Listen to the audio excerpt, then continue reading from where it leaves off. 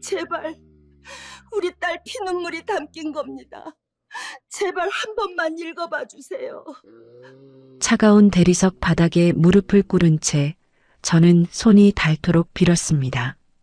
나를 짐짝처럼 끌어내려는 경비원들의 거친 손길에 딸 유진이의 낡은 가방이 바닥에 거칠게 내팽개쳐졌습니다. 그때였습니다.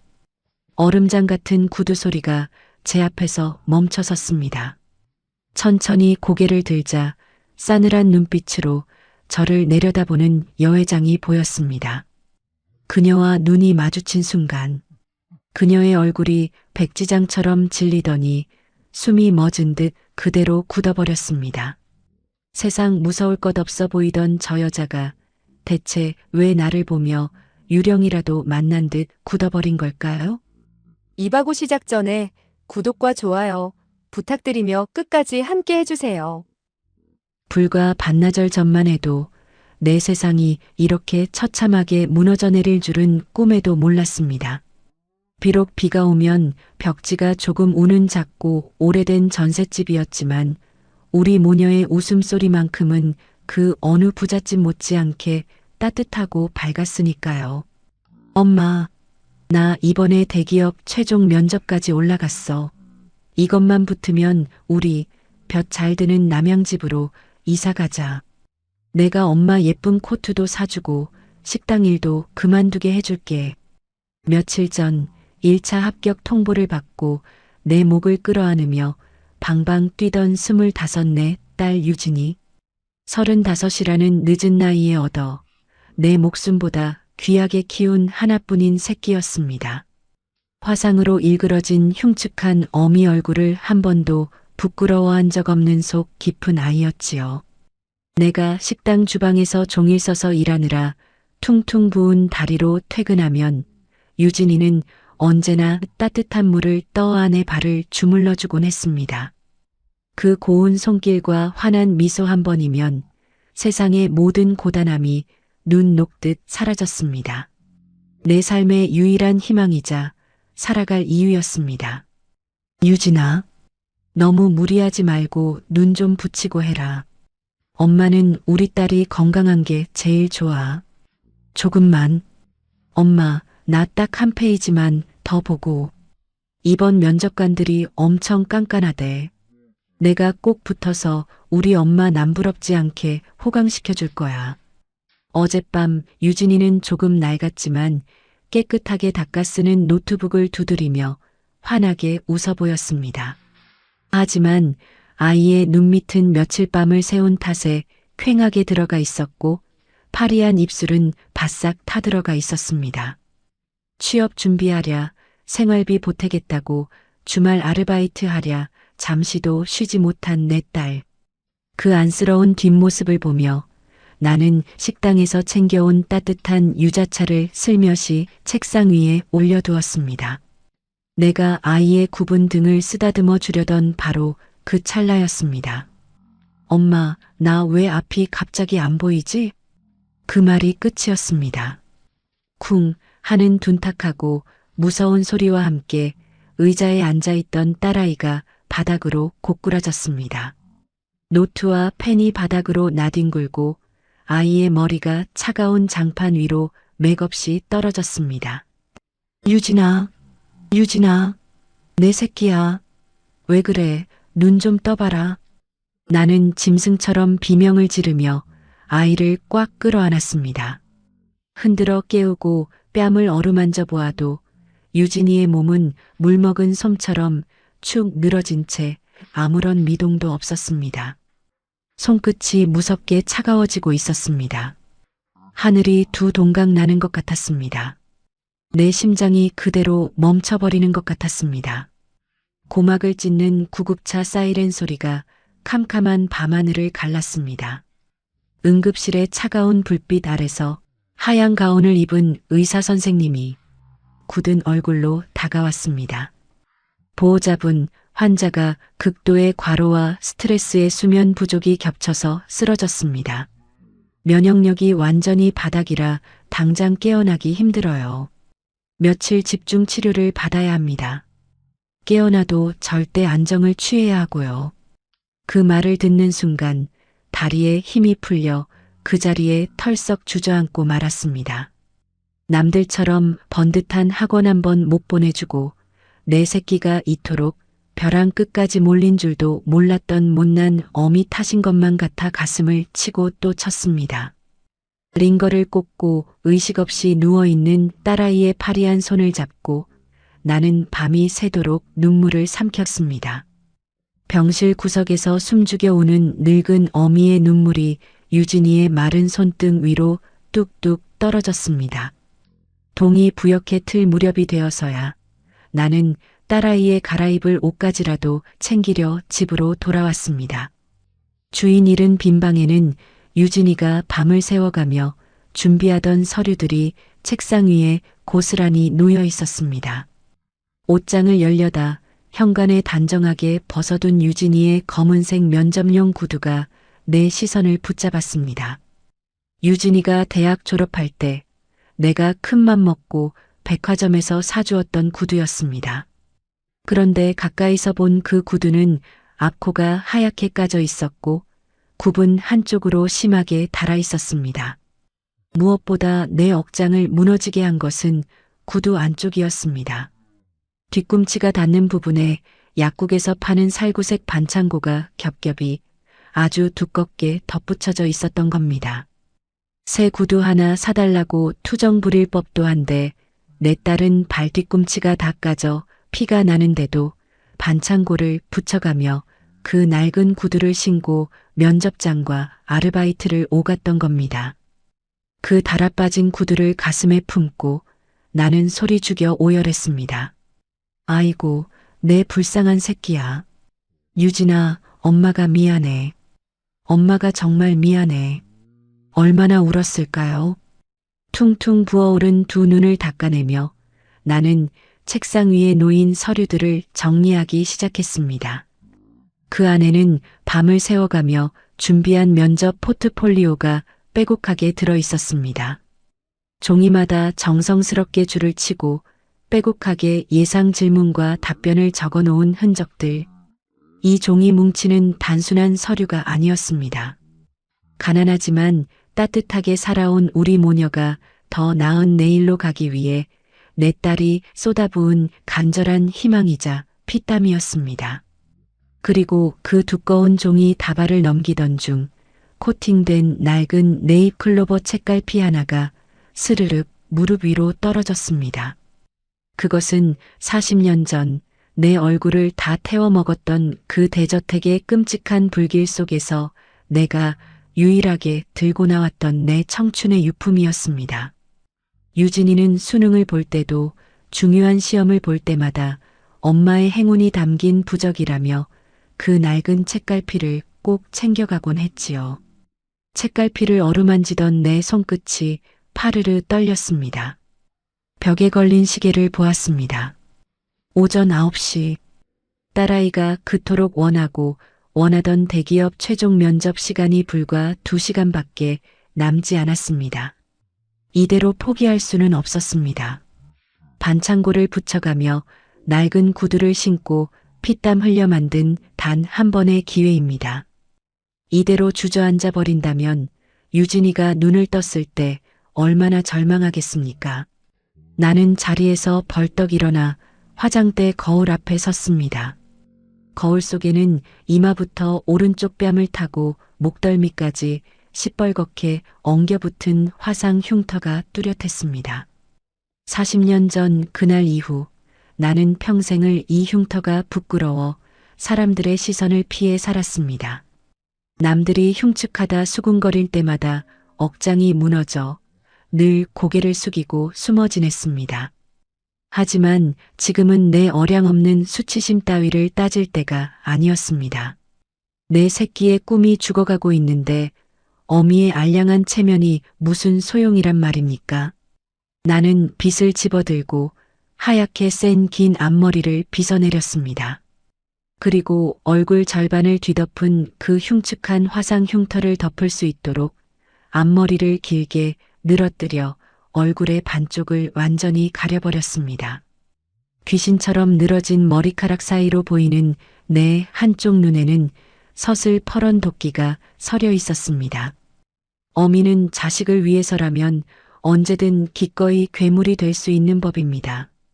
나는 유진이의 피와 땀이 밴 포트폴리오 뭉치를 유진이가 매일같이 들고 다니던 낡은 가죽 가방 안에 소중히 담아 가슴 깊이 품에 안았습니다. 그리고 무작정 방문을 박차고 밖으로 나섰습니다. 찬바람을 맞으며 숨이 턱 끝까지 차오르도록 달려 도착한 곳. 그곳은 구름 위로 솟아오른 듯 거대하고 위압적인 대기업 본사 건물이었습니다. 삐까번쩍한 유리문 너머로 바쁘게 오가는 말끔한 양복 차림의 사람들. 기름때 묻은 허름한 점퍼 차림에 앞머리로 얼굴을 반쯤 가린 늙은 주방 보조가 감히 발을 들릴 수 없는 무서운 철옹성 같았습니다. 압도적인 건물의 크기와 이질적인 공기에 기가 눌려 내 두 다리가 사시나무처럼 덜덜 떨렸습니다. 하지만 나는 가슴팍에 품은 딸의 가방을 가슴이 부서져라 더욱 꽉 움켜쥐었습니다. 유진아, 엄마가 내 노력 절대 헛되지 않게 해볼게. 널 위해서라면 이깟 늙은 어미 자존심 1000번 만번도 더 짓밟힐 수 있어. 나는 눈을 부릅뜨고 이를 꽉 악문 채 그 차가운 대기업의 회전문 안으로 무거운 발걸음을 내디뎠습니다. 이 비장한 걸음이 40년 전 나를 불길 속에 버렸던 그 지독하고도 끔찍한 악연의 한복판으로 걸어 들어가는 길이라는 것을 그때의 나는 미처 알지 못했습니다. 거대한 회전문이 빙글빙글 돌아가며 나를 삼키듯 뱉어낸 대기업 본사의 로비는 마치 다른 세상 같았습니다. 천장은 구름이 닿을 듯 까마득하게 높았고 눈이 부시도록 새하얀 대리석 바닥은 내 기름때 묻은 낡은 운동화 자국을 용납하지 않겠다는 듯 차갑게 반짝였습니다. 로비에는 짙은 향수 냄새와 고급 커피 향이 흐르고 있었습니다. 그 사이를 바쁘게 오가는 사람들은 하나같이 티끌 하나 없이 말끔한 정장 차림이었습니다. 그 화려한 풍경 속에 빛바랜 낡은 점퍼를 입고 하얗게 센 앞머리로 얼굴을 반쯤 가린 늙은 주방 보조가 서 있었습니다. 마치 백조들 사이에 잘못 섞여 들어온 병든 오리 한 마리 같았습니다. 사람들의 시선이 벌레를 보듯 내게 와 꽂히는 것이 고스란히 느껴졌습니다. 하지만 내 시선을 사로잡은 것은 나를 향한 조롱 섞인 눈빛들이 아니었습니다. 로비 한편에 마련된 신입사원 최종 면접 대기석이라는 커다란 안내판. 그리고 그 아래에 단정하게 앉아있는 젊은 청년들이었습니다. 반듯하게 다려진 고급스러운 검은색 정장, 윤이 나는 구두, 미용실에서 방금 만지고 온 듯 단정한 머리까지. 그들은 하나같이 빛이 났습니다. 그 눈부신 아이들을 보는 순간 내 가슴 속에서 시뻘건 피눈물이 왈칵 솟구쳤습니다. 내 딸 유진이도 저 자리에 있어야 했습니다. 발 뒤꿈치가 다 까져 약국에서 산 싼 반창고를 겹겹이 붙인 낡은 구두를 신고서라도 저 반짝이는 아이들 틈에서 당당하게 면접을 봐야 할 내 새끼였습니다. 밤새워 코피를 쏟아가며 준비한 종이 뭉치를 품에 안고 환하게 웃어야 할 내 딸이 지금은 병원의 차가운 침대에 누워있다는 사실에 억장이 1000갈래 만 갈래로 찢어지는 것 같았습니다. 나는 떨리는 다리에 힘을 꽉 주고 숨을 깊게 들이마셨습니다. 그리고 안내 데스크를 향해 무거운 발걸음을 옮겼습니다. 유리 너머로 앉아있던 젊은 아가씨가 미간을 찌푸리며 나를 위아래로 훑어보았습니다. 어떻게 오셨어요?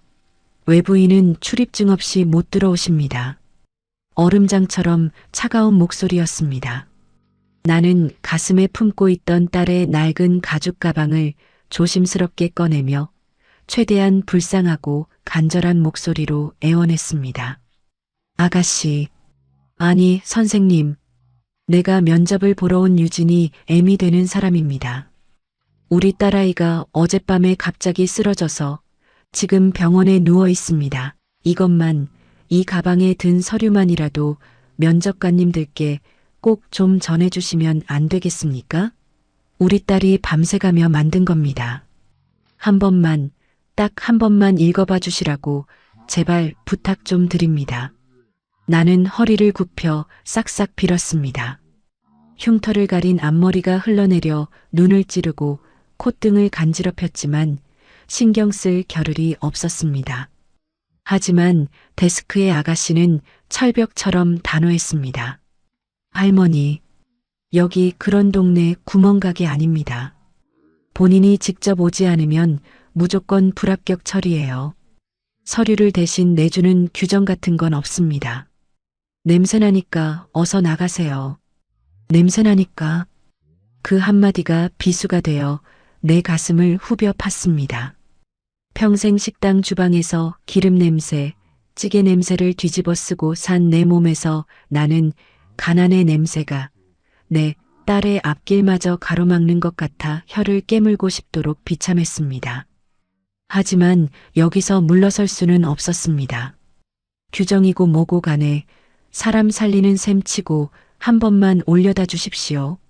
우리 딸이 이 회사 들어오려고 발바닥이 다 찢어지도록 고생했습니다. 서류만, 이 서류 쪼가리 한 번만이라도 보게 해 주십시오. 내 목소리가 로비에 울려 퍼지자 사람들의 수군거림이 커졌습니다. 데스크 아가씨가 당황하며 인터폰을 들었습니다. 여기 보안팀이죠? 1층 로비에 이상한 잡상인 할머니가 들어와서 난동을 부립니다. 빨리 와서 좀 끌어내 주세요. 잡상인, 난동. 그 단어들이 내 귀를 때렸지만 나는 멈추지 않았습니다. 데스크 위로 딸의 가방을 밀어 올리려 안간힘을 썼습니다. 그때였습니다. 시커먼 무전기를 차고 건장한 체격을 가진 경비원 3명이 험악한 얼굴로 달려왔습니다.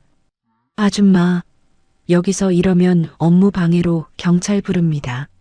당장 나가요. 경비원 하나가 내 오른쪽 어깨를 우악스럽게 틀어쥐었습니다. 뼈가 부서질 듯한 고통에 외마디 비명이 터져나왔지만 나는 2발을 대리석 바닥에 꽉 붙이고 버텼습니다.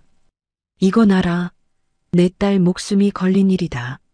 이거 놓고 당장 면접관 데려와라. 아, 이 노인네가 진짜 미쳤나? 빨리 끌어내. 건장한 사내 둘이 양쪽에서 내 팔을 잡아 끌기 시작했습니다. 60년 동안 식당 일로 굽고 달아빠진 늙은 어미의 몸뚱이는 젊은 사내들의 힘을 당해낼 재간이 없었습니다. 바닥에 질질 끌려가면서도 나는 딸의 가방을 품에서 놓지 않으려 2 팔을 X자로 꽉 꼬아 가슴을 압박했습니다. 그 끔찍한 실랑이 속에서 아찔한 순간이 벌어졌습니다. 경비원 하나가 나를 밀쳐내는 과정에서 내 얼굴 절반을 덮고 있던 하얗게 새인 앞머리가 거칠게 젖혀진 것입니다. 어휴, 머리꼴은 왜 이래? 혹시 정신병자 아니야? 경비원이 신경질적으로 소리치며 내 얼굴을 똑바로 내려다보는 순간이었습니다. 앞머리 사이로 이마부터 목덜미까지 흉측하게 일그러진 붉은 화상 흉터가 로비의 밝은 조명 아래 고스란히 드러나고 말았습니다. 순간 나를 잡고 있던 경비원이 흠칫 놀라며 손을 놓았고 구경하던 사람들의 입에서 헉하는 짧은 비명과 경악이 터져 나왔습니다. 저 얼굴 좀 봐. 괴물 같아. 어머, 흉측해. 빨리 좀 쫓아내지 저게 무슨 민폐야. 쏟아지는 노골적인 혐오와 조롱의 말들. 40년 전 그날 나를 대저택에서 쫓아내던 사모님의 경멸 어린 눈빛과 똑같았습니다. 평생을 숨어 살게 했던 그 지독한 수치심이 발가벗겨진 채 온몸을 난도질했습니다. 예전 같았으면 부끄러움에 쥐구멍이라도 찾고 싶어 도망쳤을 것입니다. 하지만 지금 내 품에는 내 새끼 유진이의 가방이 들려 있었습니다. 나는 번개처럼 고개를 푹 숙여 다시 앞머리로 흉터를 가리고는 악에 받쳐 소리쳤습니다. 그래, 나 괴물이다. 나 미친년이다. 내 새끼 피눈물 나는 서류 한 번 안 읽어주는 너희 같은 피도 눈물도 없는 인간들보다 내 새끼 살리겠다고 발악하는 내가 100번 1000번 낫다. 이 나쁜 놈들아. 나는 짐승처럼 울부짖으며 경비원의 다리를 붙잡고 매달렸습니다. 가방을 빼앗으려는 자들과 지키려는 늙은 어미의 처절한 사투가 차가운 로비 한복판에서 벌어졌습니다. 구두발에 차이고 거친 손길에 밀쳐지면서 내 낡은 점퍼가 찢어지고 무릎에 시퍼런 멍이 들었습니다. 하지만 나는 가방을 쥔 손에 피가 통하지 않을 정도로 힘을 주었습니다. 제발, 제발 우리 유진이 서류 한 번만 봐주세요. 내 목소리는 어느새 쉰내 나는 애원으로 바뀌어 있었습니다. 눈물과 콧물이 범벅되어 앞이 제대로 보이지 않았습니다. 그때 가장 덩치가 큰 경비원이 욕설을 내뱉으며 나를 있는 힘껏 거칠게 밀어붙였습니다. 아, 적당히 좀 하라고. 그의 억센 손길에 떠밀린 나는 중심을 잃고 허공으로 붕 떴습니다. 그리고 쿵 하는 뼈가 부서지는 듯한 둔탁한 소리와 함께 차가운 대리석 바닥에 짐짝처럼 내동댕이 쳐지고 말았습니다. 무릎과 어깨를 강타한 끔찍한 고통에 숨이 턱 막혔습니다. 입에서 컥 하는 신음이 터져 나왔습니다. 그리고 그 충격으로 인해 내 가슴에 안겨있던 유진이의 낡은 가죽 가방이 바닥으로 내팽개쳐졌습니다. 지퍼가 반쯤 열려있던 가방 입구가 벌어지며 밤새워 준비했던 내 딸의 포트폴리오 종이 뭉치들이 차가운 대리석 바닥 위로 눈꽃처럼 하얗게 흩뿌려지기 시작했습니다. 사람들의 구둣발 아래로 내 새끼의 피와 땀이 무참히 짓밟히고 있었습니다. 아이고, 안 돼. 안 돼. 밟지 마세요. 제발 밟지 마십시오. 나는 부서질 듯 아픈 무릎을 끌고 바닥을 박박 기기 시작했습니다. 눈물과 콧물로 범벅이 된 얼굴을 훔칠 새도 없었습니다. 그저 짐승처럼 네 발로 기어다니며 사람들의 구둣발 사이로 흩어진 내 새끼의 피땀을 주워 담기 위해 필사적으로 손을 뻗었습니다. 하지만 세상은 늙고 초라한 어미에게 단 한 줌의 자비도 허락하지 않았습니다. 아, 진짜 재수없게. 아침부터 이게 무슨 난리야. 말끔한 정장을 입은 한 젊은 남자가 신경질적인 목소리로 소리치며 발걸음을 옮겼습니다. 그의 번쩍이는 검은색 구두 뒷굽이 유진이가 빨간 펜으로 정성껏 밤새워 줄을 쳐두었던 포트폴리오 첫 페이지를 무참히 짓밟고 지나갔습니다. 새하얀 종이 위로 시커먼 구둣발 자국이 선명하게 찍혔습니다. 그 구두 자국이 마치 내 딸의 얼굴을 짓밟은 것만 같아 피가 거꾸로 솟구쳤습니다. 나는 덜덜 떨리는 손으로 그 종이를 집어들고 내 낡고 더러운 점퍼 소매로 그 시커먼 얼룩을 닦고 또 닦았습니다. 지워지지 않는 얼룩을 문지르며 나는 바닥에 이마를 찍고 오열했습니다. 내가 잘못했습니다. 내가 무식하고 못나서, 내가 가난해서 내 새끼가 이 험한 꼴을 봅니다. 제발 우리 딸 서류만은 밟지 말아주십시오. 차라리 이 늙은 년을 밟고 지나가십시오. 제발 부탁입니다. 로비를 가득 채우고 있던 수십 명의 사람들. 그 잘나고 똑똑해 보이는 사람들은 누구 하나 바닥에 엎드린 내게 손을 내밀어주지 않았습니다. 오히려 벌레를 피하듯 뒷걸음질을 치며 자기들끼리 수군거리기 바빴습니다. 저 할머니 제정신이 아닌가 봐. 냄새나는 것 좀 봐. 그러니까 딸도 저 모양이지. 무슨 대기업 면접을 엄마가 대신 서류를 내러와? 수준 떨어지게. 경비 아저씨, 빨리 저 미친 노인네 좀 치워요. 우리까지 피해보잖아요. 그들의 차가운 목소리는 수천 개의 날카로운 바늘이 되어 내 심장을 난도질했습니다. 가난한 것은 죄가 아니라고, 열심히 살면 빛을 볼 날이 있을 거라고 유진이를 달래며 살아온 인생이었습니다. 하지만 이 거대하고 차가운 철옹성 안에서 가난하고 늙은 흉측한 어미는 그저 치워버려야 할 쓰레기이자 전염병 같은 존재일 뿐이었습니다. 가슴 깊은 곳에서부터 시뻘건 한이 치밀어 올랐습니다. 나는 앞머리로 가려진 흉터 부위를 부여잡고 목에서 피비린내가 나도록 짐승처럼 울부짖었습니다. 가난한 게 죄입니까? 부모 잘못 만나 낡은 구두 신고 코피 쏟아가며 공부한 게 죄입니까? 너희들이 뭔데 내 새끼 노력을 쓰레기 취급해? 한 번이라도, 단 한 번이라도 이 서류에 적힌 글자 한 줄 읽어보고 그런 소리를 해라, 이 나쁜 놈들아. 악에 바친 내 절규의 로비가 잠시 웅성거렸습니다. 하지만 그것도 잠시였습니다. 무전기를 든 경비원들이 다시 거친 발소리를 내며 내게로 달려들었습니다. 아, 이 아줌마가 끝까지 남의 영업장에서 행패야. 당신 진짜 경찰서 유치장 가서 콩밥 좀 먹어볼래? 당장 끌어내. 2명의 경비원이 다시 내 양팔을 우악스럽게 낚아채어 바닥에서 질질 끌어당겼습니다. 방금 전 엎어져 멍이 든 무릎이 대리석 바닥에 쓸리며 살같이 벗겨지는 끔찍한 고통이 전해졌습니다. 하지만 나는 끌려가지 않으려 발버둥 치며 바닥에 모아둔 포트폴리오 종이 뭉치 위로 내 몸을 웅크려 둥글게 말았습니다. 마치 알을 품은 어미 새처럼 매질을 당하더라도 내 딸의 서류만큼은 뺏기지 않으려는 처절한 본능이었습니다. 경비원들의 거센 손들이 내 굽은 등과 어깨 위로 무자비하게 쏟아졌습니다. 이건 알아. 죽여라. 차라리 날 죽여서 여기다 묻어라. 우리 유진이 서류 받아주기 전에는 내 발로 절대 못 나간다. 그 아비규환의 난장판 속이었습니다.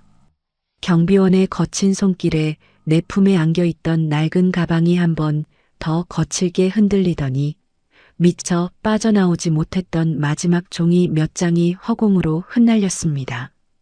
그리고 그 종이들 사이로 작고 네모난 무언가가 팔랑거리며 내 눈앞에 차가운 대리석 바닥 위로 툭 떨어졌습니다. 그것은 빛바랜 네잎클로버 책갈피였습니다. 문방구에서 산 싸구려 코팅지에 곱게 쌓여 있는 이제는 색이 누렇게 바래버린 네잎클로버. 나는 경비원들에게 짓밟히는 와중에도 숨을 멈추고 그 책갈피를 응시했습니다. 눈물로 범벅이 된 내 시야가 그 작은 책갈피에 닿는 순간 주변의 모든 소음이 아득하게 멀어지며 내 영혼은 40년 전에 그 끔찍했던 시간 속으로 빨려 들어가는 것만 같았습니다. 가장 예쁘고 꽃다웠던 20살. 가난한 집안의 입을 덜기 위해 거대한 대저택의 입주가정부로 들어갔던 시절이었습니다. 그 집에는 눈에 넣어도 아프지 않을 만큼 예쁜 10살짜리 꼬마 아가씨가 있었죠. 부모의 무관심 속에 늘 외로워하던 그 아이를 나는 친동생처럼 업어 키우고 정을 주었습니다. 그 책갈피는 바로 그 꼬마 아가씨가 내게 주었던 선물이었습니다. 정숙 언니, 이거 내가 정원에서 제일 먼저 찾은 행운의 네잎클로버야. 언니한테 줄게. 우리 평생 헤어지지 말자. 고사리 같은 손으로 내 손에 책갈피를 쥐어주며 환하게 웃던 그 10살짜리 아이.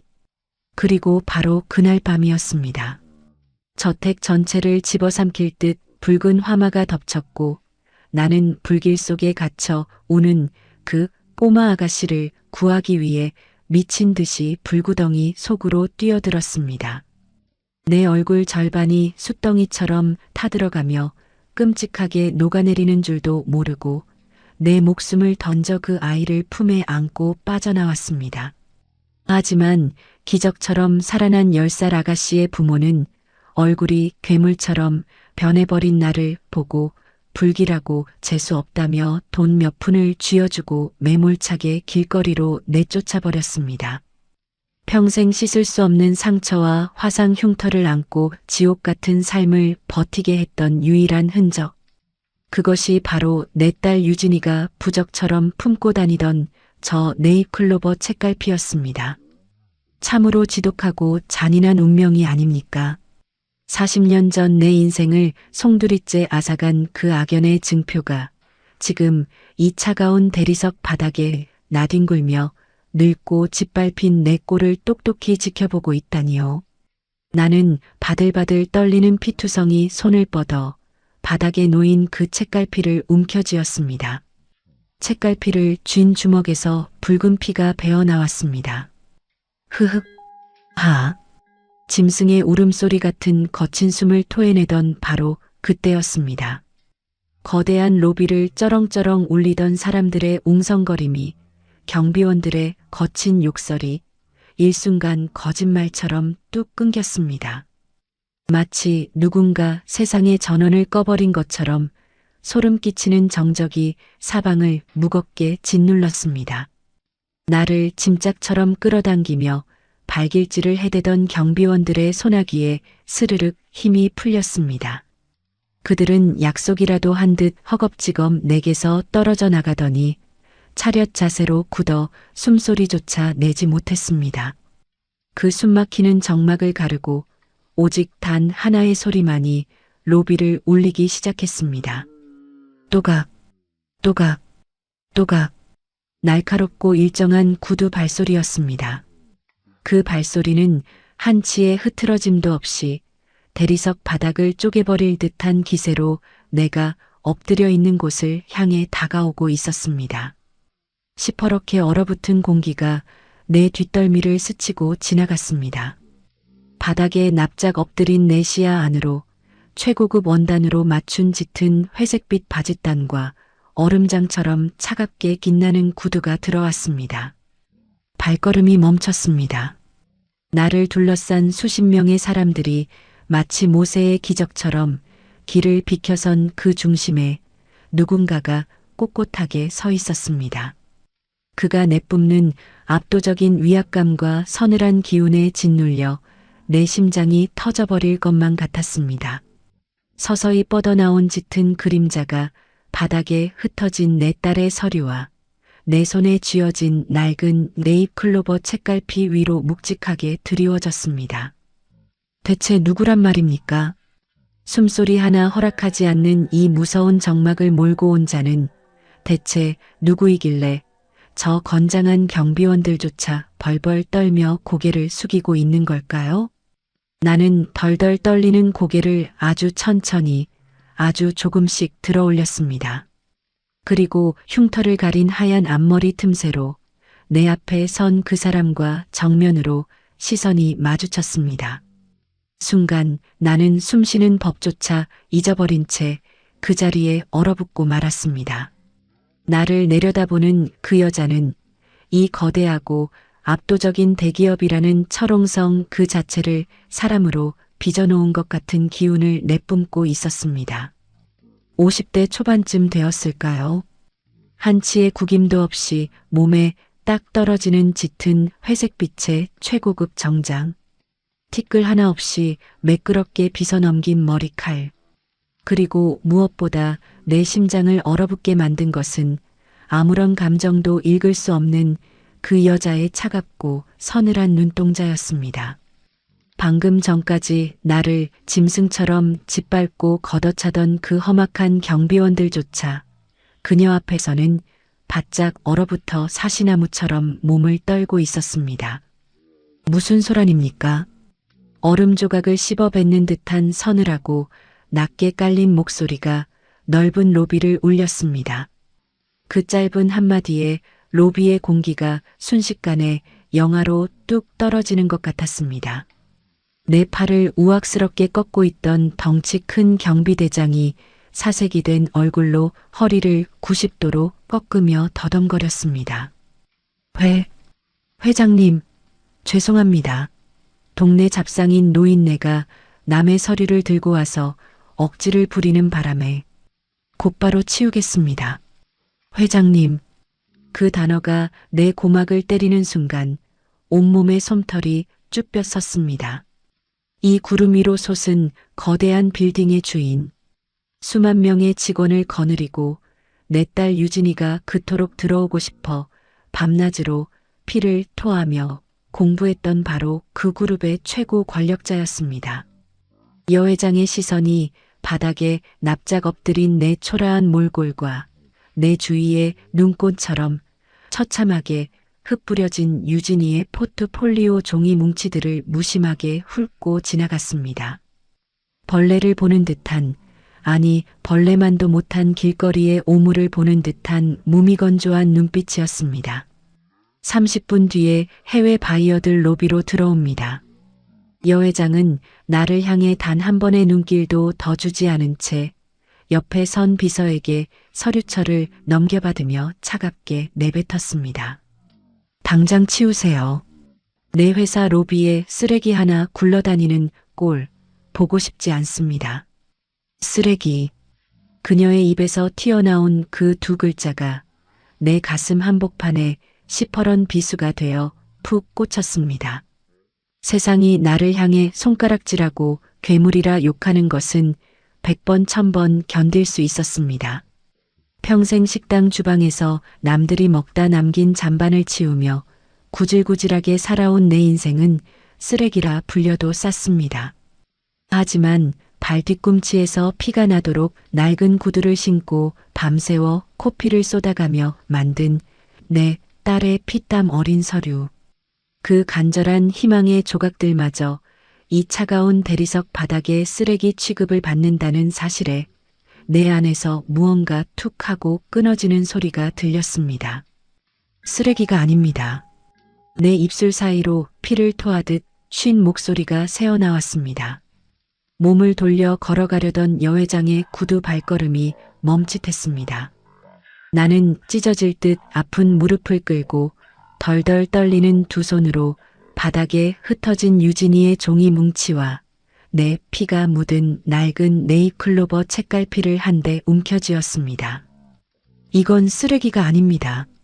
회장님, 제발 한 번만, 단 한 번만 읽어봐 주십시오. 죽어가는 내 새끼의 피눈물입니다. 나는 이성을 잃은 짐승처럼 울부짖으며 멀어져가는 여 회장의 바짓단을 향해 바닥을 기어 돌진했습니다. 내 딸의 목숨줄을 쥐고 있는 저 사람에게 어떻게든 이 서류를 쥐어주어야 한다는 어미의 미친 본능뿐이었습니다. 이 미친 노인네가 어딜 감히 회장님께. 내가 여 회장의 구두 근처에 닿기도 전이었습니다. 사색이 된 경비원들이 짐승처럼 달려들어 내 어깨와 등짝을 무자비하게 짓눌렀습니다.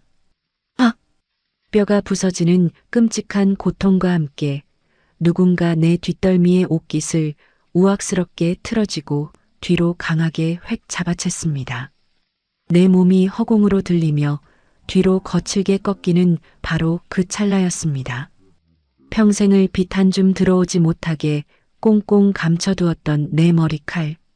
흉측한 얼굴을 숨기기 위해 앞머리를 길게 늘어뜨려 얼굴 절반을 완벽하게 덮고 있던 그 하얗게 센 머리카락이 경비원의 거친 완력에 의해 허공으로 확 젖혀지고 말았습니다. 마치 무대 위에 무거운 막이 거치듯 이마부터 시작해 오른쪽 눈가를 지나 목덜미까지 흉측하게 녹아내려 시뻘겋게 엉겨붙은 내 거대한 화상 흉터가 로비의 눈부신 백열등 불빛 아래 벌거벗은 채 고스란히 폭로되었습니다. 헉! 세상에, 얼굴이 왜 저래? 괴물이야. 구경하던 사람들의 입에서 경악을 금치 못하는 비명과 숨을 들이켜는 소리가 터져 나왔습니다. 발가벗겨진 채 길거리에 내동댕이 쳐진 듯한 끔찍한 수치심이 온몸을 난도질했습니다. 그때였습니다. 소란스러움에 다시 고개를 돌려 나를 내려다보던 여 회장의 시선이 허공으로 젖혀진 내 머리칼 사이로 온전히 드러난 시뻘건 화상 흉터에 그대로 꽂혔습니다. 짜증과 경멸로 가득했던 여 회장의 서늘한 눈동자가 내 얼굴의 절반을 덮은 그 흉측한 흉터를 마주한 순간 미친 듯이 흔들리기 시작했습니다. 나는 바닥에 엎드린 채로 두려움에 찬 눈으로 그녀를 올려다보았습니다. 여 회장의 시선은 내 일그러진 얼굴의 흉터에서 멈추지 않았습니다. 그녀의 시선은 덜덜 떨리는 내 피투성이 손으로, 그리고 그 손에 내가 생명줄처럼 꽉 움켜쥐고 있는 낡고 누렇게 바랜 네잎클로버 책갈피로 천천히 옮겨갔습니다. 흉터, 그리고 네잎클로버 책갈피. 이 두 가지를 동시에 번갈아 보던 그녀의 얼굴에서 핏기가 싹 가시더니 마치 백지장처럼 새파랗게 질려버렸습니다. 세상의 시간은 그 순간 완전히 멈춰버렸습니다. 로비의 웅성거림도, 나를 짓누르던 경비원들의 거친 숨소리도 전부 소거된 것처럼 아무 소리도 들리지 않았습니다. 오직 나와 그녀 두 사람만이 진공 상태의 우주에 내던져진 것 같았습니다. 숨을 들이마신 채 그대로 굳어버린 여 회장의 동공이 지진이라도 난 듯 격렬하게 요동쳤습니다. 언제나 세상을 발 아래에 두고 호령했을 그 오만하고 완벽했던 여자의 입술이 눈에 띌 정도로 파르르 떨리기 시작했습니다. 툭! 숨막히는 정막을 깨고 둔탁한 소리가 대리석 바닥을 울렸습니다. 나를 당장 치워버리라며 얼음장처럼 차갑게 명령했던 여 회장의 손에서 수백억짜리 계약서가 담겨 있다던 두꺼운 서류철이 속절없이 미끄러져 바닥으로 떨어져 내린 것입니다. 그녀는 바닥에 나뒹구는 서류 따위는 안중에도 없다는 듯 그저 넋이 나간 사람처럼 나를 내려다보고 있었습니다. 나는 바닥에 얼굴을 처박은 채 눈물이 맺힌 눈으로 그녀를 올려다보았습니다. 방금 전까지 사람을 벌레 보듯 하던 오만한 얼굴은 백지장처럼 새파랗게 질려 있었습니다. 허공으로 젖혀진 내 머리칼 사이로 고스란히 폭로된 끔찍한 화상 흉터, 그리고 피투성이가 된 내 손에 꼭 쥐어져 있는 낡고 누렇게 바랜 네잎클로버 책갈피. 그 두 가지를 번갈아 보던 그녀의 서늘한 눈동자가 미친 듯이 요동치기 시작했습니다.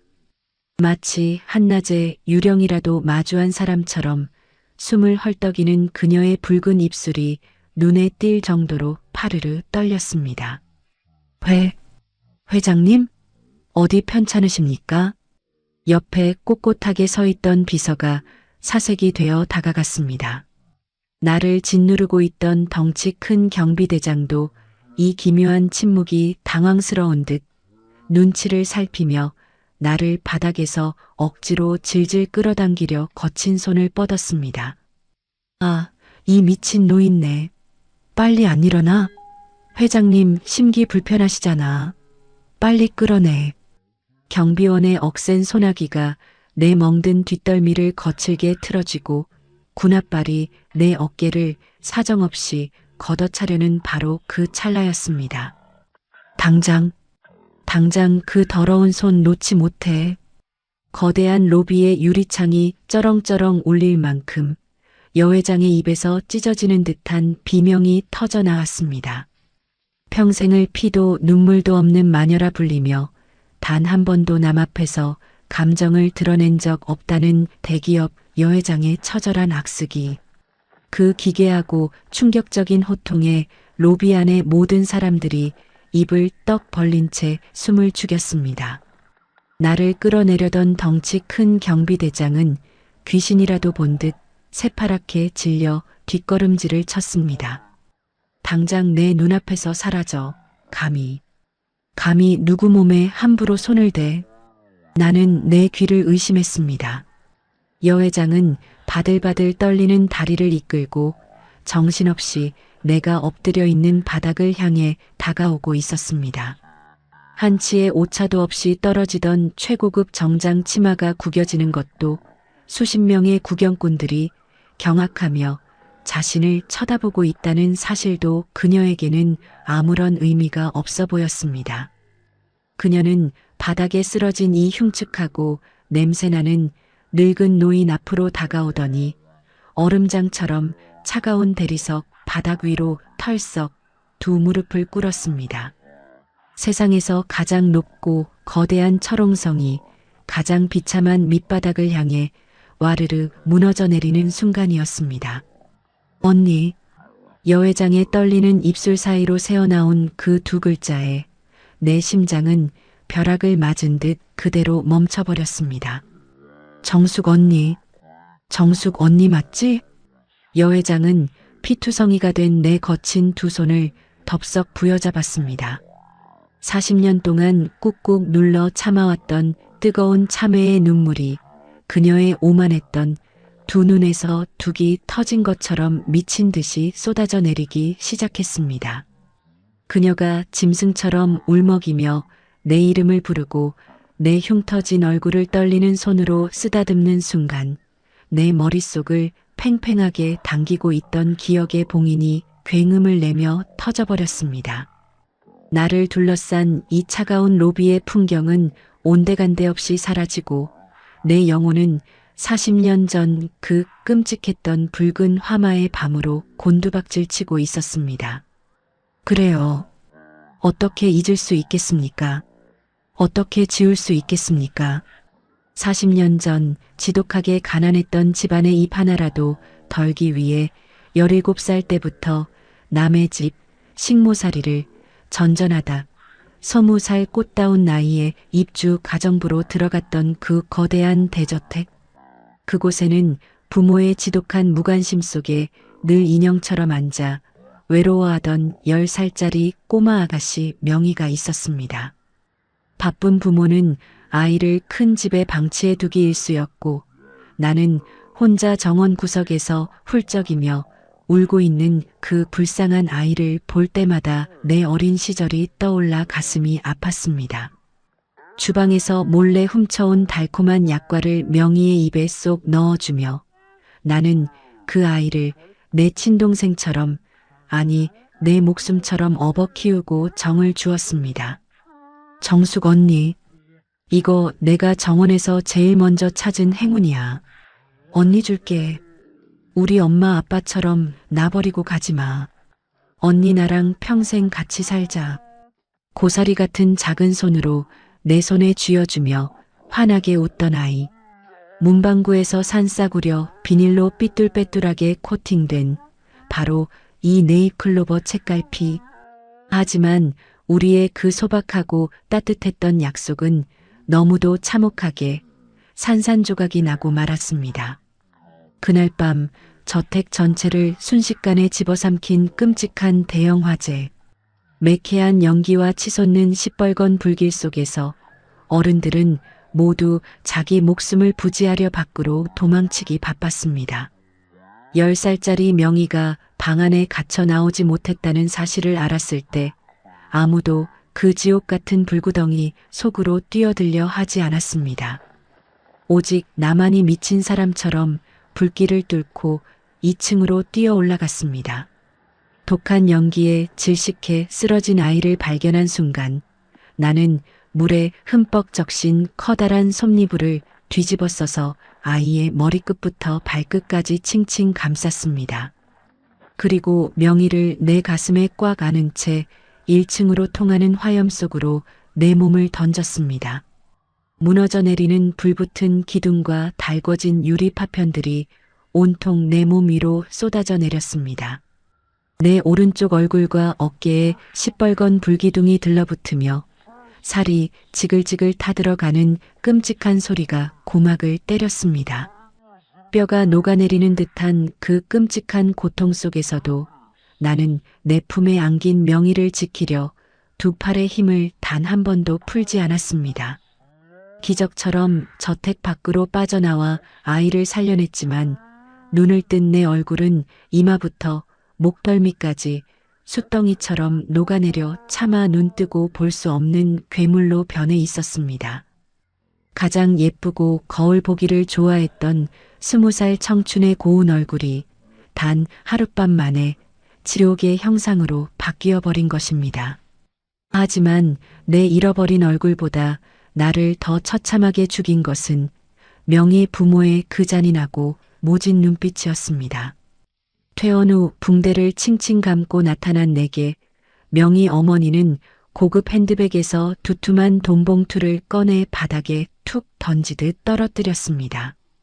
우리 명희의 목숨 살려준 건 정말 고마운데 솔직히 그 흉측한 얼굴로 우리 집에서 계속 일할 순 없잖아. 손님들 오시면 재수 없게 시리. 얼굴 치료비는 넉넉히 넣었으니까 당장 짐 싸서 고향으로 내려가. 그리고 다시는 우리 명희 앞에 그 괴물 같은 얼굴 들이밀 생각 마.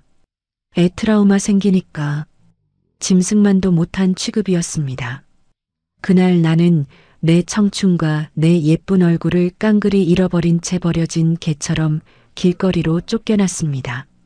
그 지독한 수치심과 한을 가슴에 품고 사람들의 시선을 피해 식당 주방 구석에 쥐 죽은 듯 숨어 평생을 살아왔습니다. 세상 모든 사람을 저주하며 내 인생은 완전히 끝났다고 생각했습니다. 그런데 나를 짐승처럼 버렸던 그 집안의 어린 꼬마가 40년이라는 긴 세월이 지나 거대한 대기업의 회장이 되어 다시 나타난 것입니다. 아, 아가씨? 명희. 아가씨? 나도 모르게 내 입에서 갈라진 쇳소리가 터져 나왔습니다. 내가 그 이름을 입에 올리는 순간 명희는 짐승처럼 오열하며 대리석 바닥에 엎드린 내 무릎에 제 얼굴을 파묻었습니다. 언니, 내가 미안해. 내가 잘못했어. 그날 언니를 그렇게 쫓겨나게 내버려둬서 매일 밤 꿈속에서 언니가 불길 속에서 비명 지르며 살이 타들어가던 게 생각나서 내가 40년 동안 단 하루도 두 다리 뻗고 자본 적이 없어. 명희의 통곡과 함께 뜨거운 눈물이 내 피 묻은 손등 위로 폭포수처럼 쏟아졌습니다. 내가 이 자리까지 어떻게 올라왔는데 그 모진 세월 버티면서 언니 찾으려고 심부름 센터며 흥신소며 안 풀어본 곳이 없었어. 내 목숨 살려준 내 평생의 은인 흉측해졌다고 쓰레기처럼 내버린 우리 부모 죄값 내 손으로 갚으려고. 내가 평생을 언니만 찾았는데.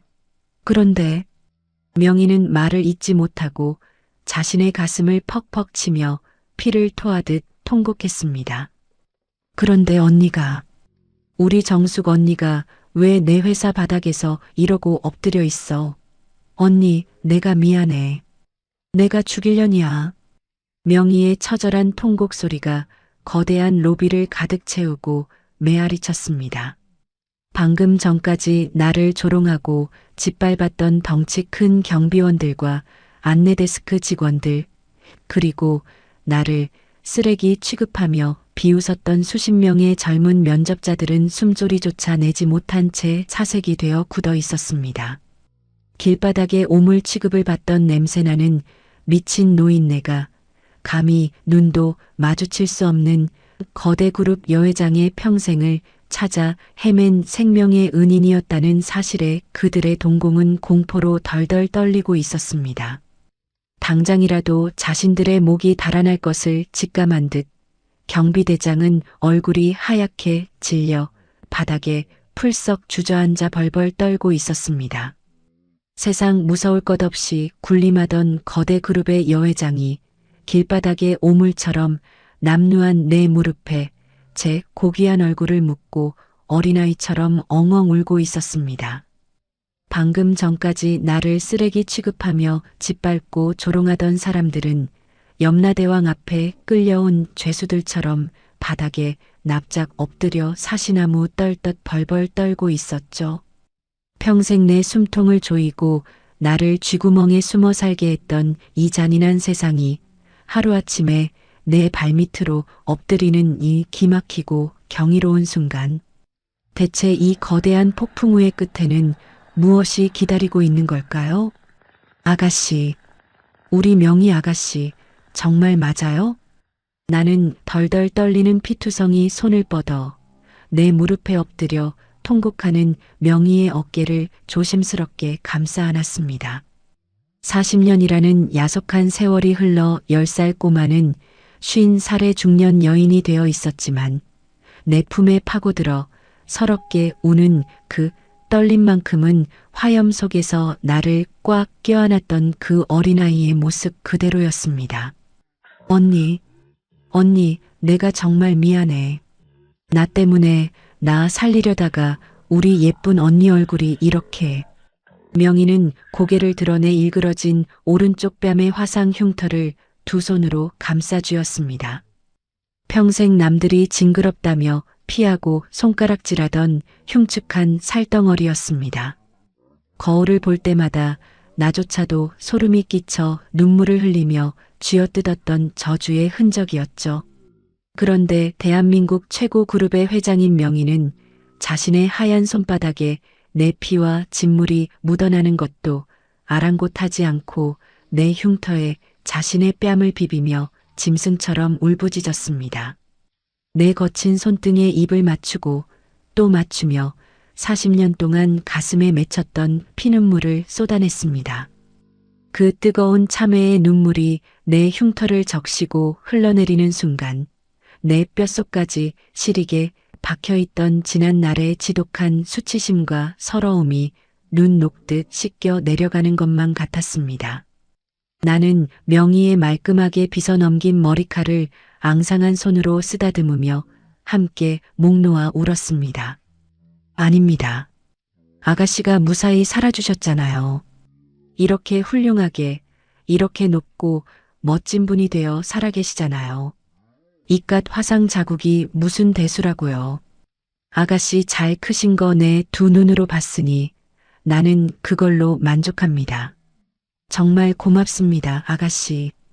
거대한 대리석 로비 한가운데서 초라한 늙은 여자와 최고급 정장을 입은 여회장이 서로를 부둥켜 안고 쏟아내는 통곡 소리가 쩌렁쩌렁 메아리쳤습니다. 그 숨막히는 아비규환 속에서 나는 천천히 고개를 들어 내 주변을 둘러보았습니다. 방금 전까지 나를 정신병자라 부르며 혀를 차던 넥타이 맨 젊은 면접자들은 마치 귀신이라도 본 듯 입을 떡 벌린 채 그 자리에 돌부처처럼 굳어 있었습니다.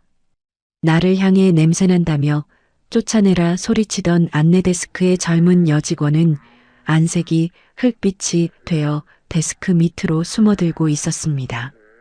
그리고 무엇보다 통쾌했던 것은 나를 짐짝처럼 질질 끌고 다니며 발길질을 해대던 그 건장한 경비원들의 꼴이었습니다. 그들은 얼굴에서 핏기가 완전히 가신 채 부들부들 떨고 있었습니다. 얼마나 울었을까요? 내 무릎에 얼굴을 묻고 있던 명희가 천천히 고개를 들었습니다. 눈물로 얼룩진 명희의 시선이 내 찢어진 낡은 점퍼와 바닥에 쓸려 피가 배어나오는 내 무릎, 그리고 경비원들에게 꺾여 시퍼렇게 멍이 든 내 손목으로 옮겨가는 것을 보았습니다. 순간 어린아이처럼 서럽게 울던 명희의 눈빛이 섬뜩할 정도로 차갑게 얼어붙기 시작했습니다. 눈물에 젖어 있던 그녀의 얼굴에서 슬픔이 가시고 평생 수만 명의 직원을 호령하며 철옹성을 지배해 온 냉혹한 제왕의 얼굴이 그 위로 서늘하게 떠올랐습니다. 명희가 자리에서 천천히 몸을 일으켜 세웠습니다. 그녀가 싸늘한 눈빛으로 로비를 한번 훑어보자 그 위압적인 기운에 짓눌려 모든 사람들이 숨을 헉하고 들이마셨습니다. 누가 그랬어? 명희의 입에서 흘러나온 목소리는 얼음송곳처럼 날카로웠고 지옥의 밑바닥에서 들려오는 것처럼 낮고 무거웠습니다. 내 평생의 은인이고 내 목숨을 살려준 내 언니야.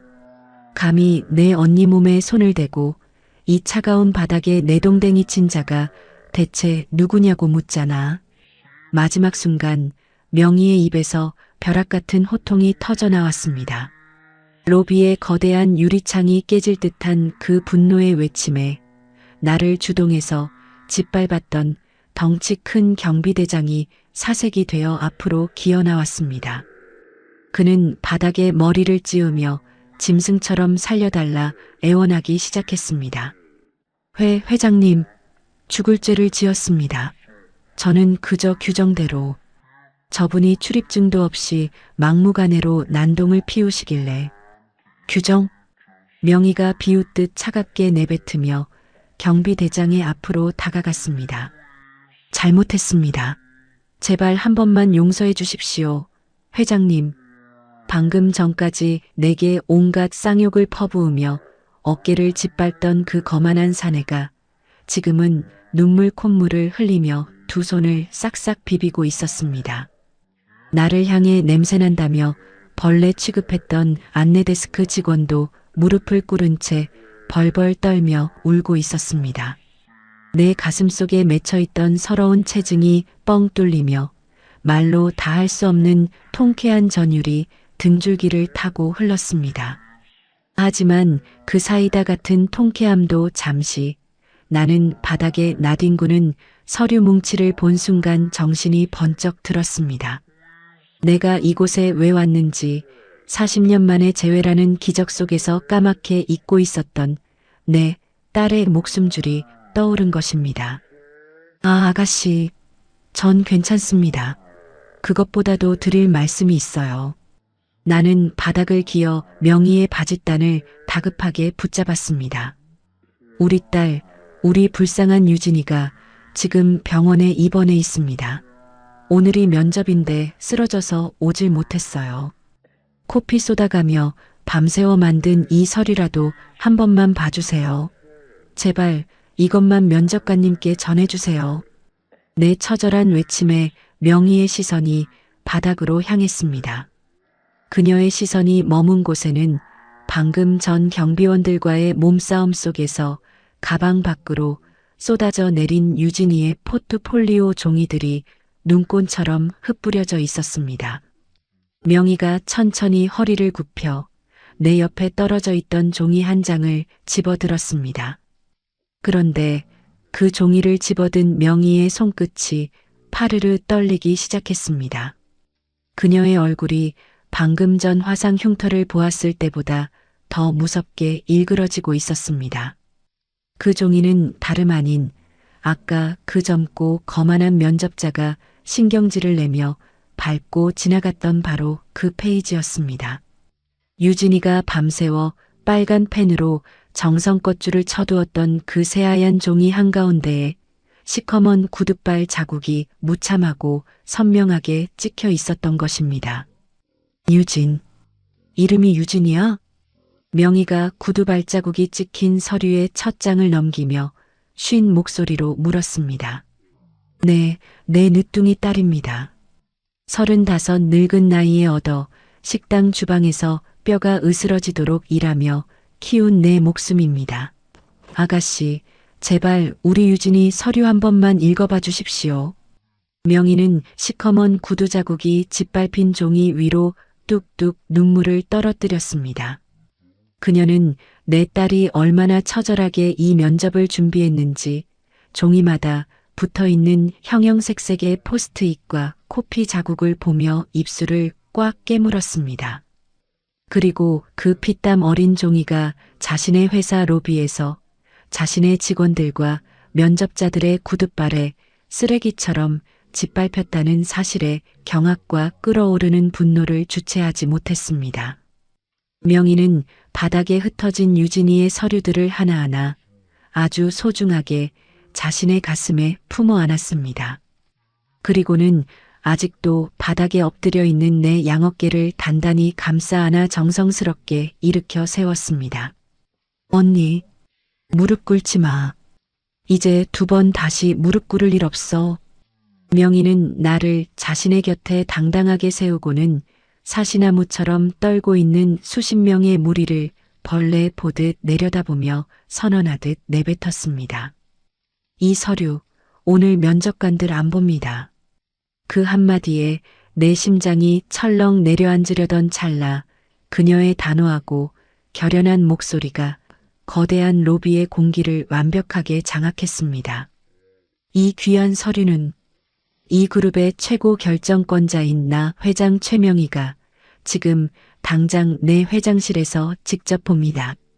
나는 명희의 부축을 받으며 그들의 곁을 천천히 지나갔습니다. 길바닥에 냄새나는 오물 취급을 받던 내가 이 거대한 철옹성의 주인의 에스코트를 받으며 걸어가는 기분은 마치 꿈을 꾸는 것만 같았습니다. 내 발걸음이 지날 때마다 나를 짐짝처럼 질질 끌고 다니던 경비원들은 이마가 대리석 바닥에 닿도록 엎드려 사시나무처럼 벌벌 떨고 있었습니다. 회장님, 전용 엘리베이터 잡으세요. 그리고 비서실장, 지금 당장 최고급 구급차랑 의료진 대기시켜서 내가 불러주는 병원으로 보내. 내 조카 모셔올 VVIP 특실 당장 세팅해놔.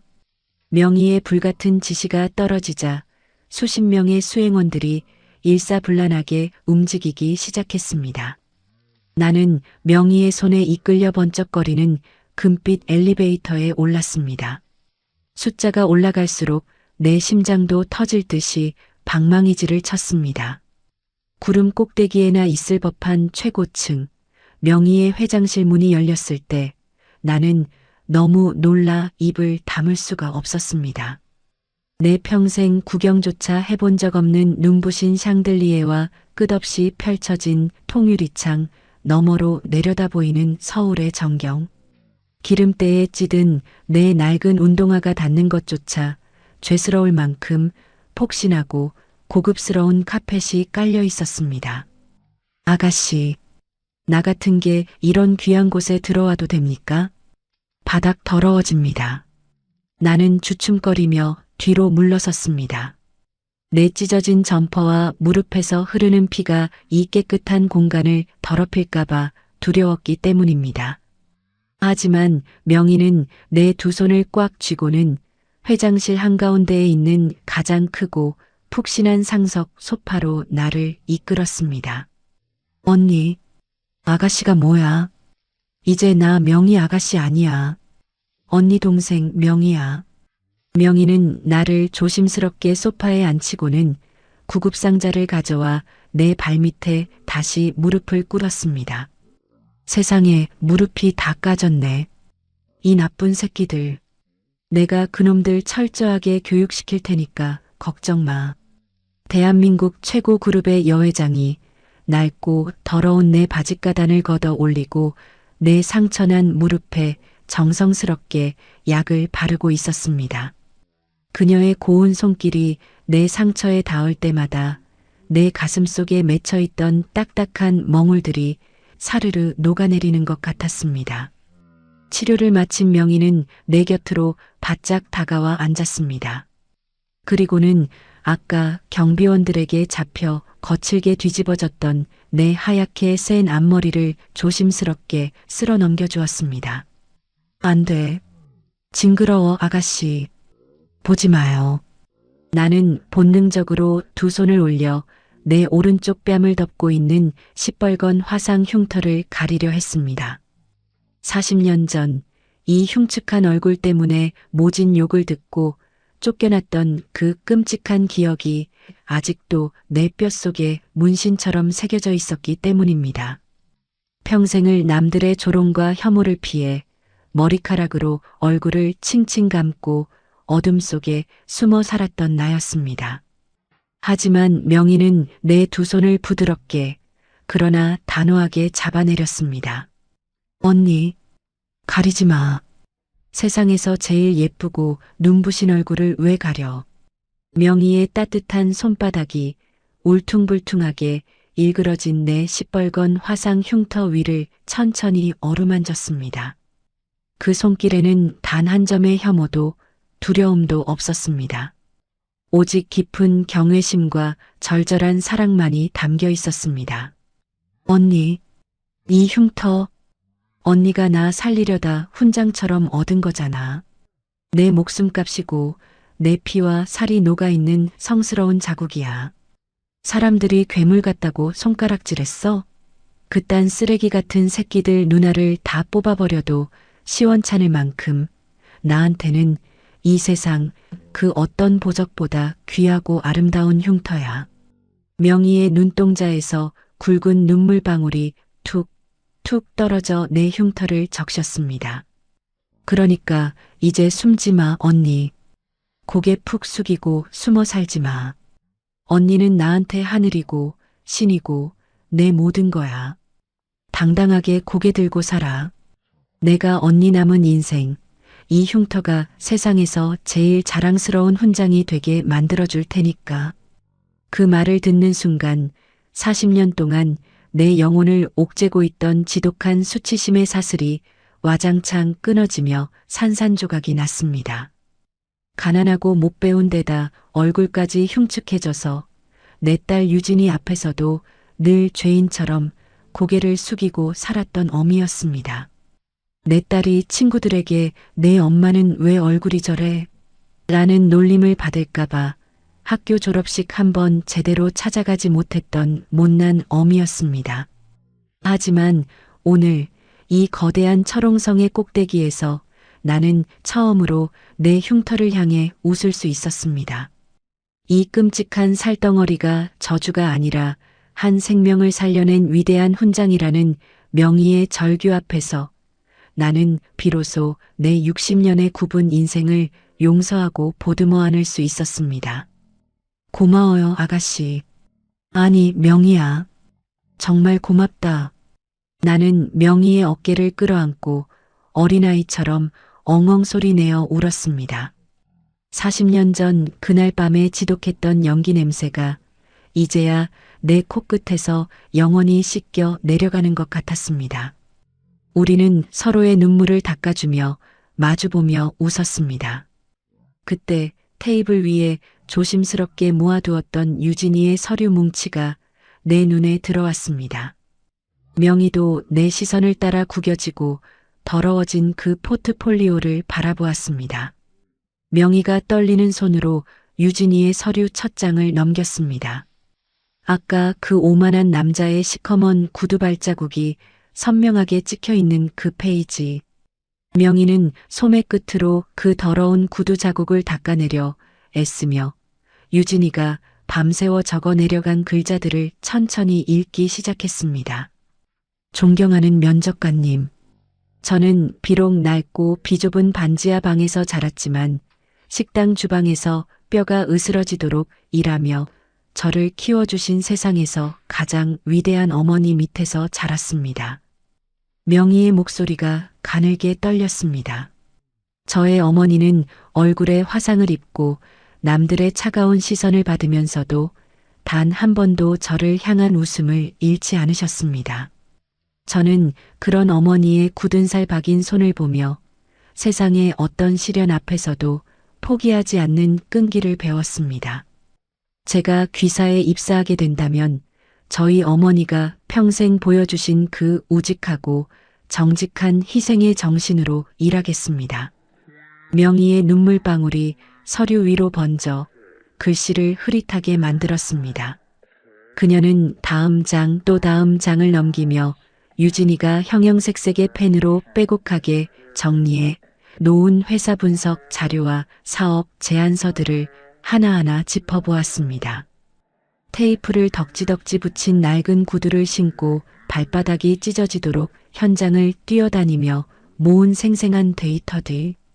가난하고 백없는 취준생이 오직 자신의 노력 하나만으로 쌓아 올린 그 거대한 피땀의 결정체 앞에서 거대 그룹의 여회장은 입을 다물지 못했습니다. 언니, 명희가 서류를 품에 꽉 끌어안으며 나를 바라보았습니다. 그녀의 눈빛은 확신과 벅찬 감동으로 빛나고 있었습니다.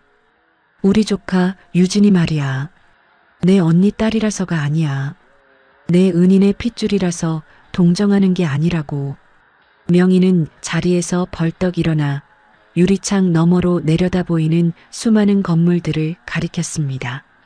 이 서류에 담긴 기획력과 근성, 이건 명문대 나오고 외국 유학 다녀온 그 오만한 놈들 수백 명이 덤벼도 못 따라올 진짜 보석이야. 언니가 내 목숨을 구했다면 우리 조카 유진이는 앞으로 내 회사를 더욱더 키워줄 인재야. 내가 장담해. 그 순간 회장실 문이 열리며 비서실장이 다급하게 뛰어들어왔습니다. 회장님, 말씀하신 병원에 VVIP 의료팀 도착했습니다. 환자분 상태 확인했고 지금 막 저희 그룹사나 최고급 병원 VVIP 특실로 이송을 시작했습니다. 명희가 내 손을 덥석 잡고 환하게 웃었습니다. 들었지, 언니? 이제 다 끝났어. 이제 울 일 없어. 우리 조카 얼굴 보러 가자. 가서 그 낡은 구두 훌훌 벗어 던지고 이 회사의 가장 높은 곳으로 출근하라고. 내가 직접 사령장 달아주러 갈 거야. 내 평생 가장 길고 끔찍했던 악몽의 하루가 세상에서 가장 눈부신 기적으로 뒤바뀌고 있었습니다. 나는 유진이의 낡은 가방을 가슴에 품고 명희의 손을 꽉 잡은 채 회장실 문을 나섰습니다. 이제 병원에 누워있는 내 불쌍한 새끼를 품에 안고 이 벅찬 기적을 말해줄 시간입니다. 유진아, 우리 애기 어딨어? 유진아. 병원 복도가 떠나가라 소리치며 달렸습니다. 내 낡은 운동화가 최고급 대리석 바닥을 미끄러지듯 스쳤고 내 뒤로는 명희와 수많은 수행원이 쟁걸음으로 따라붙고 있었습니다. 병원에 누워있던 그 파리한 얼굴이 눈앞에 아른거려 심장이 입 밖으로 튀어나올 것만 같았습니다. 언니, 천천히 숨차잖아. 유진이 괜찮으니까 천천히 가. 명희가 내 팔을 부축하며 VVIP 병동의 육중한 이중문을 열어젖혔습니다. 눈이 부시도록 환하고 넓은 병실. 그 한가운데 놓인 커다랗고 푹신한 침대 위에 내 목숨 같은 딸 유진이가 누워 있었습니다. 헬쑥하긴 했지만 규칙적으로 편안하게 숨을 쉬며 새근새근 잠들어 있는 모습이었습니다. 최고 권위자라는 백발의 주치의가 명희에게 깊이 고개를 숙이며 다가왔습니다. 회장님, 환자분 상태는 완전히 안정권에 접어들었습니다. 과로와 스트레스로 면역력이 일시적으로 붕괴된 것뿐이니 이곳에서 최고의 영양수액과 치료를 병행하며 며칠 푹 쉬면 금방 털고 일어날 겁니다. 걱정하지 않으셔도 됩니다. 수고했어요. 내 조카 머리카락 한 올이라도 잘못되면 이 병원 문 닫을 줄 아세요. 명희의 단호한 엄포의 주치의가 식은땀을 닦으며 물러났습니다. 나는 다리에 힘이 풀려 침대 모서리에 털썩 주저앉았습니다. 그리고는 잠든 내 딸의 마른 손을 두 손으로 꽉 부여잡고 소리 죽여 오열했습니다. 아이고, 내 새끼야. 살았다. 우리 유진이 살았어. 하늘이시여, 감사합니다. 정말 감사합니다. 내 눈물이 유진이의 손등을 적시자 아이의 긴 속눈썹이 파르르 떨리더니 천천히 두 눈이 떠졌습니다. 엄마. 초점 없는 눈으로 나를 부르는 아이의 목소리에 내 가슴이 찢어지는 것 같았습니다. 그래, 내 새끼야. 엄마 여기 있어. 엄마, 나 면접. 나 오늘 대기업 면접 가야 되는데. 엄마가 나 안 깨웠어? 나 포트폴리오 다 만들어 놨는데. 의식이 완전히 돌아오지 않은 상태에서도 유진이는 핏기 없는 입술을 달싹이며 면접과 포트폴리오를 찾았습니다. 그 가난하고 지독한 현실의 무게가 아이의 무의식까지 짓누르고 있다는 사실에 피눈물이 쏟아졌습니다. 아니야, 유진아. 안 가도 돼. 면접 같은 거 안 가도 돼. 우리 딸 합격했어. 그 지긋지긋한 가난, 이제 다 끝났어. 내가 유진이의 뺨을 쓰다듬으며 울먹이자 내 뒤에 서 있던 명희가 천천히 침대 앞으로 다가왔습니다. 유진이는 난생 처음 보는 귀티나는 여인의 등장에 당황한 듯 눈을 깜빡였습니다. 명희는 눈물이 가득 고인 눈으로 내 딸의 얼굴을 한참이나 내려다보더니 유진이의 손을 부드럽게 감싸쥐었습니다. 유진아, 우리 예쁜 조카. 네, 조카라뇨? 엄마, 이분은 누구셔? 내가 내 이모야. 내 엄마가 세상에서 제일 훌륭하고 위대한 내 엄마가 자기 목숨을 던져서 살려낸 그 철딱선이 없던 10살 꼬마 아가씨가 바로 나야. 명희의 입술이 파르르 떨렸습니다. 내가 40년 동안 찾았어. 너희 엄마한테 지은 그 끔찍한 죄 갚으려고 평생을 찾아 헤맸어. 그런데 내가 내 회사에 이력서를 냈더라. 밤새워 코피 쏟아가며 만든 그 훌륭한 기획서. 면접관 나부랭이들이 아니라 이모가 직접 다 읽어봤어. 명희는 품에 안고 있던 유진이의 낡은 가죽 가방을 침대 위에 조심스럽게 올려놓았습니다. 내가 발바닥이 찢어지도록 현장을 뛰며 쓴 그 서류. 우리 그룹에 당장 필요한 수백억짜리 가치가 있는 보물이었어. 넌 면접 따위 볼 필요 없어. 내가 오늘부로 널 우리 그룹 전략기획실로 특별 채용했다. 그러니까 이제 아무 걱정 말고 이 푹신한 침대에서 푹 쉬기만 해. 유진이의 두 눈이 휘둥그레졌습니다. 아이는 내 얼굴의 화상 흉터와 명희의 눈물 젖은 얼굴을 번갈아 보더니 상황을 직감한 듯 숨을 헐떡이며 눈물을 쏟아내기 시작했습니다. 우리는 서로를 부둥켜 안고 짐승처럼 통곡했습니다. 지난 세월 동안 내 영혼을 갉아먹던 가난과 수치심의 사슬이 완벽하게 산산조각 나는 순간이었습니다. 명희도 우리 모녀를 끌어안고 함께 울었습니다. 병실안은 40년 묵은 한을 씻어내는 뜨거운 눈물바다가 되었습니다. 그렇게 한참을 울고 난 뒤 명희가 수행원을 향해 가볍게 턱짓을 했습니다. 수행원이 조심스럽게 다가와 최고급 벨벳 리본이 묶인 커다란 상자 하나를 명희에게 건넸습니다. 명희는 그 상자를 열어 유진이의 품에 안겨주었습니다. 상자 안에는 눈이 부시도록 반짝이는 최고급 정장과 구두 한 켤레가 들어있었습니다. 이모가 주는 첫 출근 선물이야. 내가 뒤꿈치에 반창고 붙여가며 신고 다녔던 그 밑창 뚫린 낡은 구두. 아까 내가 쓰레기통에 내다 버렸어. 명희가 유진이의 머리를 쓸어 넘기며 따뜻하게 웃었습니다.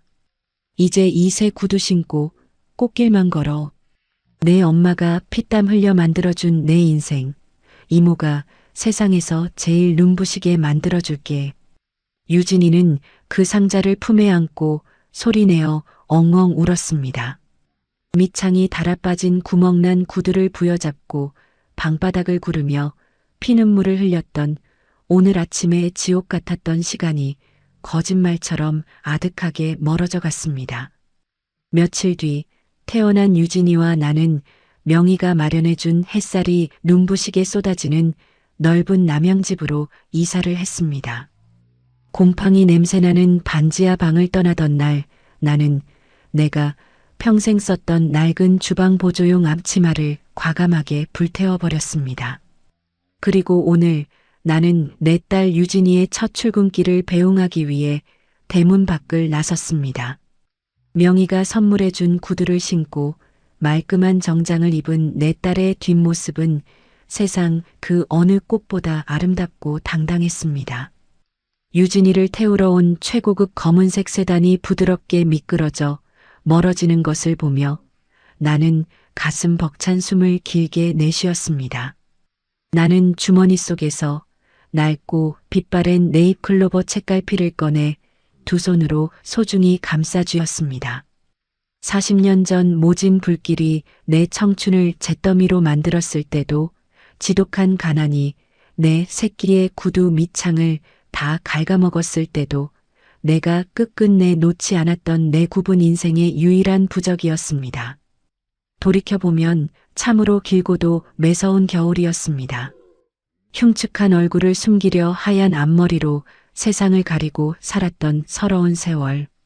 사람들의 싸늘한 손가락질에 베이고 찔려 내 마음은 바싹 말라 비틀어진 국화꽃처럼 형체도 없이 시들어 죽어가고 있었습니다. 하지만 어미란 참으로 독하고도 미련한 존재인가 봅니다. 내 새끼의 피눈물 앞에서는 그깟 알량한 자존심도 거대한 철옹성의 공포도 전부 부질없는 휴지 조각이 되어버렸으니까요. 이제 숨지 마. 언니의 그 흉터는 세상에서 가장 눈부신 훈장이야. 그날 내 무릎에 엎드려 통곡하던 명희의 그 뜨거운 목소리가 지금도 귓가에 맴돌며 굳은 살 베인 내 가슴을 어루만집니다. 40년 전 화마 속으로 뛰어들었던 그 바보 같은 희생이 40년이라는 긴 세월을 돌고 돌아 명희와의 재회라는 눈부신 기적의 답장이 되어 내게 되돌아온 것만 같습니다. 따스한 봄바람이 불어와 내 앞머리를 시원하게 흩트려 놓습니다. 나는 이제 더 이상 고개를 숙여 내 얼굴을 가리지 않습니다. 세상 사람들의 눈에는 가장 흉측한 상처일지 몰라도 내게는 세상 무엇과도 바꿀 수 없는 가장 고귀한 붉은 훈장이니까요. 나는 이 자랑스러운 훈장을 얼굴에 단 채 오늘 가슴을 펴고 당당하게 걸어갑니다. 40년 만에 다시 만난 그 꼬마 아가씨가 활짝 열어준 내 찬란한 두 번째 인생을 향해서 말입니다. 오늘의 이바고는 여기까지입니다. 끝까지 함께 해주셔서 감사드리며 구독과 좋아요 눌러주시면 놀라운 인생 사연들을 누구보다 먼저 무료로 만나보실 수 있습니다.